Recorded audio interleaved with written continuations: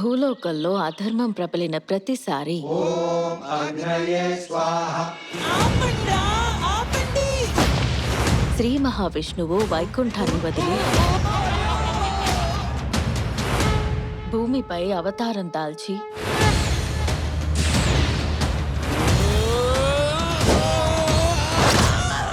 లోకరక్షణ చేస్తుంటాడు. శ్రీ మహావిష్ణువు దాల్చిన 10 అవతారాలలో రామావతారం 7వదని అంటారు.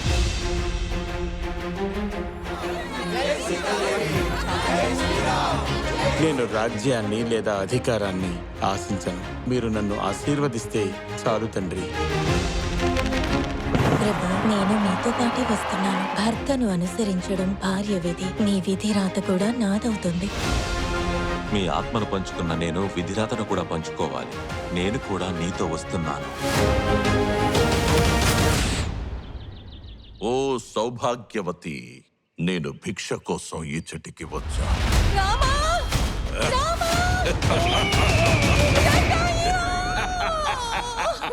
సీత ఎక్కడున్నా ఆమెను కాపాడుకుంటానని నేను శపథం చేశాను.